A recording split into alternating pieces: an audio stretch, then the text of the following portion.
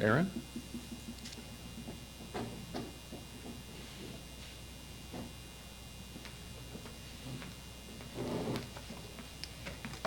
Wow.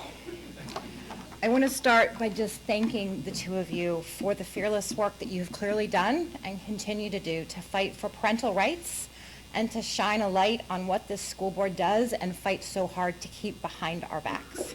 Thank you.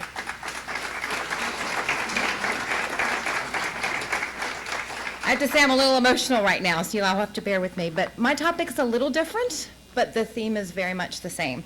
And if you'll pardon my old lady glasses, I need those as well. I am the mother of two FCPS students, and I am one of the founding members of a grassroots parent advocacy group called Voices of Fairfax. I don't know if you've seen any of our videos. Raise your hand. Has anybody seen? Awesome. It's been fun. But I'm here tonight to share with you what I have learned about the boundary policy and what our school board is planning to do with it. Before I start, though, I don't have fancy slides like earlier, but for those of you that have paper and pencil, if you could write down some numbers for me, this will help keep me focused. The first number is 8130.8. The next number is 1. Then, this is simple, 9 plus 3 equals 12. 10-2, and the number 4. All right. So in May of this year, I discovered that our school board was in the midst of revising our school boundary policy to prioritize socioeconomic and racial diversity when someone shared a March 31st tweet from Pat Hines, a current school board representative. And this is what it said. The school board and superintendent are developing a comprehensive boundary plan to serve the goal of diversity above all. Well, a school board member actually tweeted that out. So I started poking around, and I found that all the school board meetings are videotaped and archived on the FCPS website. So I watched them. Not all of them, but I watched all the meetings on the boundary policy. And I heard things like, if you buy a house in Fairfax County, don't expect your kids to go to that school 10 years from now. And we may say things like, we want to bus your kids further because we think that demographic mix is important. The more I heard, the more concerned I became that this was not the right thing for my children. But more importantly, that this was not the right thing for all children. Let me start with a timeline. Back in November of 2017, our Board of Supervisors and School Board passed the One Fairfax Equity Policy. This policy defines expectations for racial and social equity when planning, developing, and implementing policies, practices, and initiatives, pretty much everything. Then in 2018, the school board decided to look at the school boundary policy through the equity lens of One Fairfax. That's when it begins.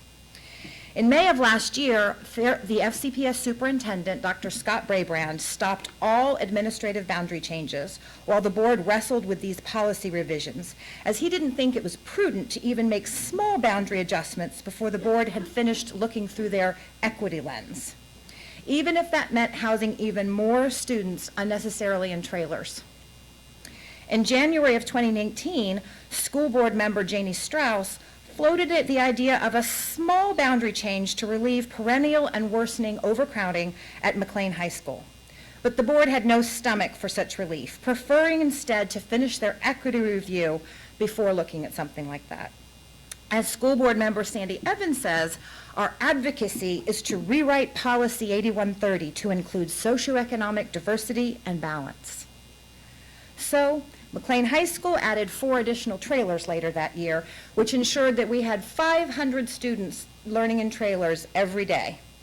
Now, across Fairfax County, we have over 800 trailers being used as classrooms every day. 800 trailers. Well, excuse me. The board has held 4 work sessions on boundaries before drafting a proposal. Last October, then February, March, and May of this year. Staff research and the resulting board discussion eventually informed the proposal that was presented July 22nd, when the board was shocked, we have a theme here, they love it when parents show up at those meetings, to have 100 parents show up at a work session. The public protest was actually the first community input that the school board had seen on the boundary policy, the first. Now I say seen because the protest was 100 people holding small 8.5 by 11 signs because no one in the public was allowed to speak during this meeting, had to sit silently holding signs of protest. Although the terms One Fairfax and Equity Lens had been liberally used in previous meetings, they were not uttered during this work session. A staff PowerPoint presentation included a timeline with a September 2019, yes, September 2019 approval date. Yes, that's last month, and interestingly, before the November 5th elections. And a December 2019 implementation, which would be just before a newly elected board would take office. Nowhere on this timeline could you find anything about seeking community input. In late July, the approval planned for September was postponed. We never really found out why. Now last month, Janie Strauss reintroduced the idea of exploring an adjustment to McLean's boundaries to relieve overcrowding. Now this was the same proposal that was denied in January. Just prior to the vote, our superintendent sent an email and video to the parents of 180,000 students to allay fears and correct unspecified misinformation about the boundary policy. Did anyone here get that video, see the video, email, a few people? Well, on September 26th, even though the work on the boundary policy was far from complete, the board voted overwhelmingly to approve a boundary study. Remember, this was the same request that in January, 8 months ago, they couldn't do. What changed? Well, an election was on the horizon, and voters were demanding action and answers. Now let's get back to the numbers that I gave you earlier and start with 8130.8. This is the revised school boundary policy proposed by staff at the July 22nd meeting. It is the product of board discussions from the 4 previous work sessions. Now, policy 8130 in short describes how school boundaries are determined. The revised policy proposal has 3 major changes. 1, it removes the need for citizen input for any boundary adjustment that impacts less than 15% of affected students. 2, it eliminates considerations such as projected school enrollment, school feeder alignments, and impact on neighborhoods, families, and students. Eliminates those. It adds considerations such as racial composition of students in affected schools and terms such as adhering to the One Fairfax policy. When a school board policy is updated, they add a .1 to the end of it so that you can know it's different than the original. When it's updated a second time, they add a .2, and then .3 and .4, and so on and so on. The proposal 8130.8 is because it is the 8th time that this proposal has been, that this barely 4-page proposal has been revised. Now, the school board insists that this time around it was a comprehensive review. So what precipitated a comprehensive review of a policy that had already been revised 7 times up until this point? One Fairfax did. Remember that policy that they voted on in November of 2017? That is what precipitated this comprehensive review. Now, One Fairfax is a 7-page policy that uses the words race or equity 36 times. It is the foundational reason why the school board decided to do a comprehensive review of our boundary policy. They talk about the need to review our boundary policy through this One Fairfax or equity lens in the videotaped work sessions that are on the website and you can watch for yourself. Dr. Braband, here's a highlight quote from him. One Fairfax happened and I'm superintendent, and I don't think we've had a One Fairfax lens on the boundary process. Here's Representative Karen Corbett Sanders. I would suggest that we take overcrowding out of our discussion of goals, but rather talk about what the goals are in our boundary policy in light of One Fairfax. Yes, she actually said that. At the March 11th work session, the words One Fairfax and equity were used 51 times. How many of those of you that saw the video that Dr. Braband sent out, how many times did he use the words One Fairfax or equity? 0 times. Not once. Not once. So how does one Fairfax relate to school boundaries? It seemed interesting. Well, apparently some school board members think that the achievement gap that's seen between different groups of students can be fixed by changing the demographic mix.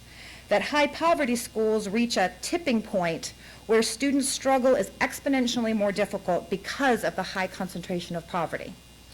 So they believe that if we could just distribute the poverty more equally across schools, we would close the achievement gap.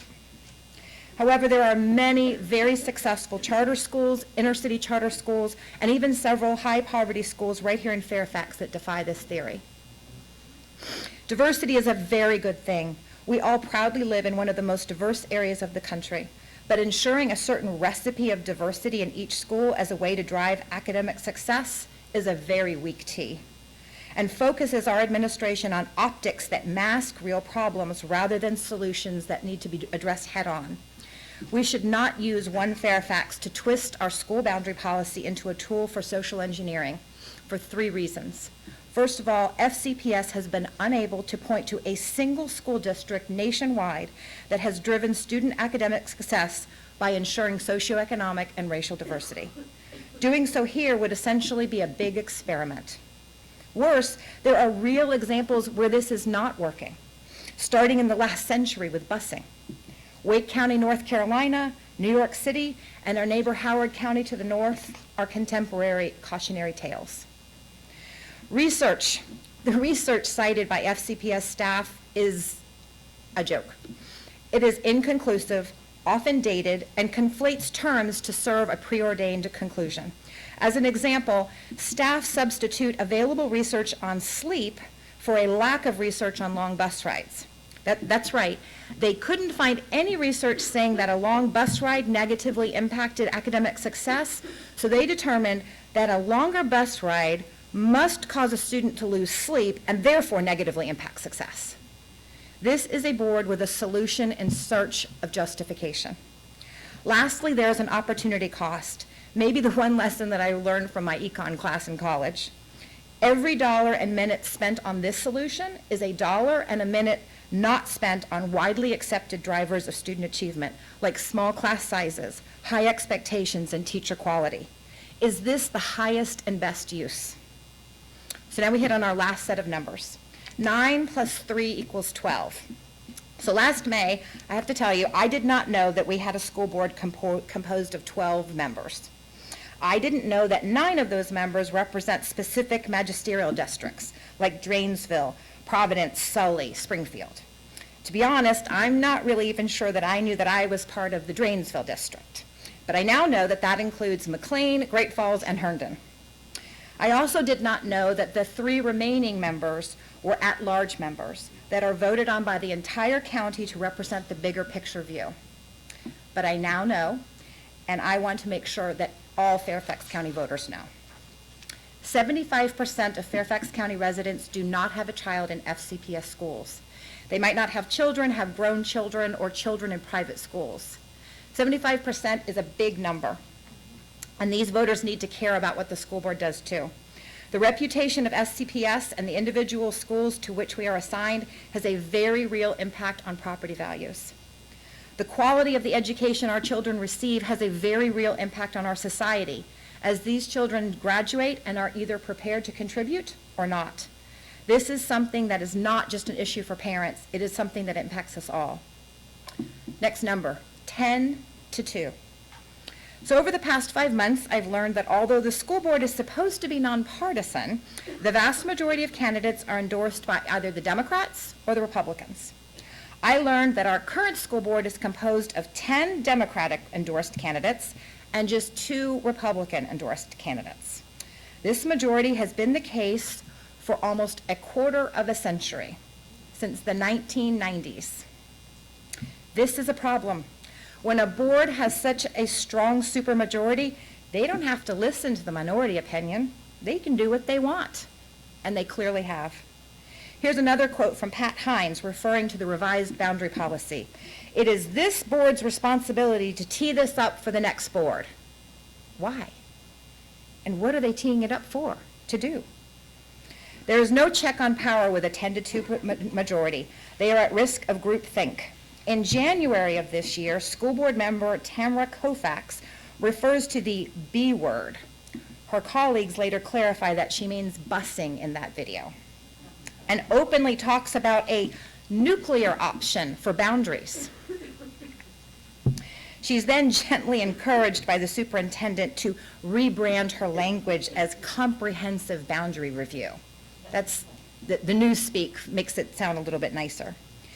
This is how this board talks when they think that we are not listening. Well, we are listening now. This board needs some diversity of thought.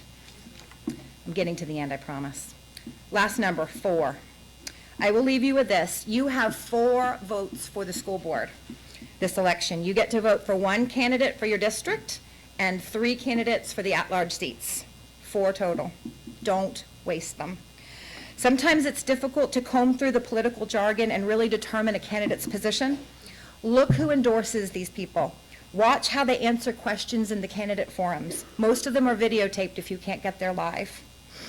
Watch when they're not scripted. Write them or ask them in person. I've been amazed at how many will respond to emails when I send questions. They don't always get the answer I want, but they answer. I'd encourage you to check out our website, voicesoffairfax.org. We have a lot of resources there, including some answers to some very specific questions that we asked all the candidates about boundaries. You can see their answers exactly how they sent them to us. You'll also see that some candidates ignored our request, and I think that's very telling too. Someone once told me that if a candidate won't talk to you during a campaign, they're not going to fight for you when they're in office. Thank you for having me and for taking the time to find out what our school board is doing. I am amazed at how many still do not know. I am amazed at the arrogance of some of our board members.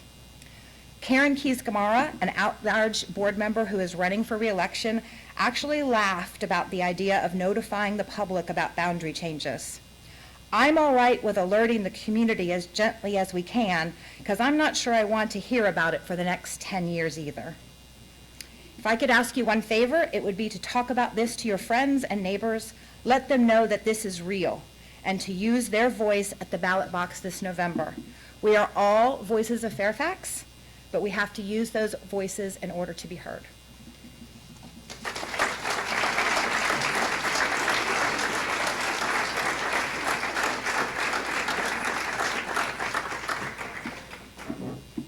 Thank you very much, Erin. This is very, very educational. I mean, I thought I knew a lot about what goes on in Fairfax County, but you 3 ladies really were informative. Got to watch a video, I know. By the way, there's materials on the table. I'm sure you've probably grabbed them all, but I just wanted to let you know. We're going to take some questions now.